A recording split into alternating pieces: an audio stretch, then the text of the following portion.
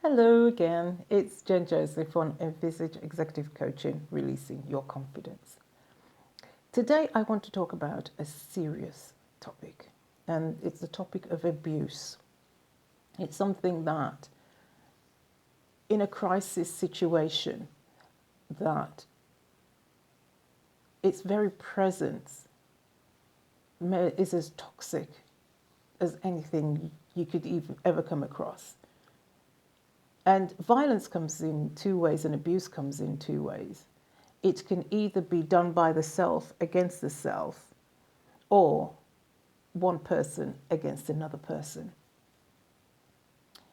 Violence is about vulnerability in some respects. And it will, I'm mixing violence and abuse together because I see abuse as being violent.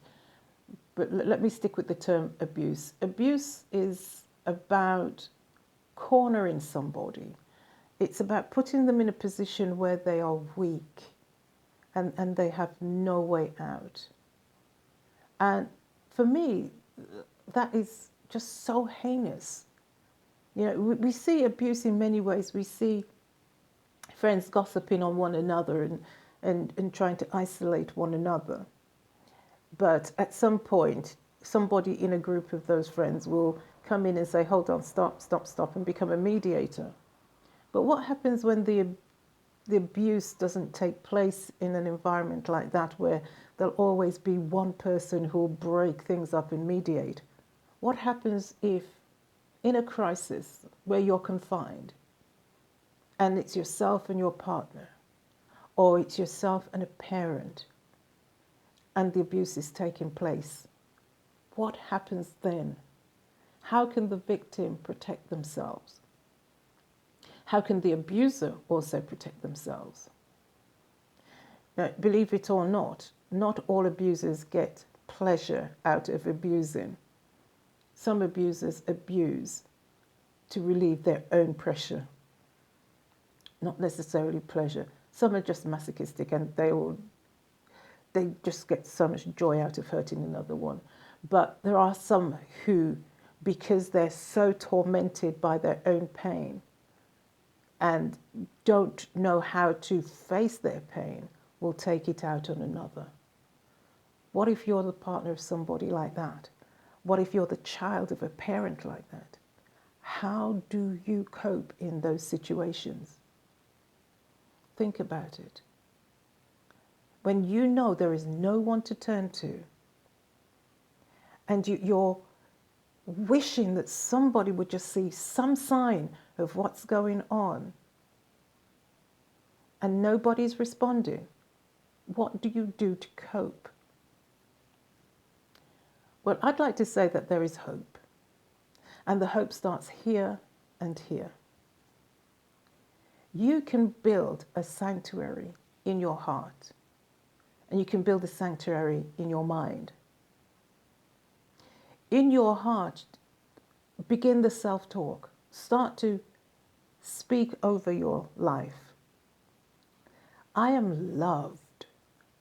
I am blessed. I am happy. Whatever is going on is not about me. I know it sounds simplistic, but such a person needs a way out. Now, it sounds simplistic, but here's the thing that many people don't understand. The heart itself can generate hundreds of times more energy than the mind can. And that energy actually influences our environment in such a way that in the past people have said, oh, that's a miracle, or, well, that's extraordinary, or that's serendipity. But if you understand how to manipulate your own emotions, you can gain the strength to protect yourself. It starts with the heart, as I said, but you also have to change the mind, how you think, how you react. So when the abuser comes, make it not about you. I can recall when I was a child, I had to face abuse, and it was hard. I remember one day I sat and I saw myself as a yellow chicken, yellow for cowardice, and a chicken for a brainless bird. That's how I saw myself, a yellow chicken. I had no power, I had no way of escape, and all I could see was the person who was hurting me would always get me. But one day, I lost that image of myself as a chicken. I saw myself as an Amazon, a warrior woman, a fighter, someone who could stand and face my enemy. What I know about facing the enemy is this. When we start to see that strength growing in us, we become afraid that we'll upset the abuser. Never fear that, but always. You know, you'll never know the real true effect of a little self-value until you try. Deceivers, abusers, they can be charming. But that's when you begin to understand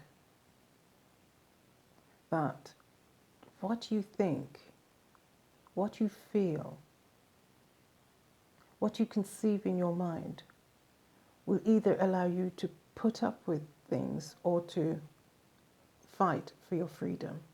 And it doesn't mean that you have to give up that person, but it does mean that when you change, your environment changes.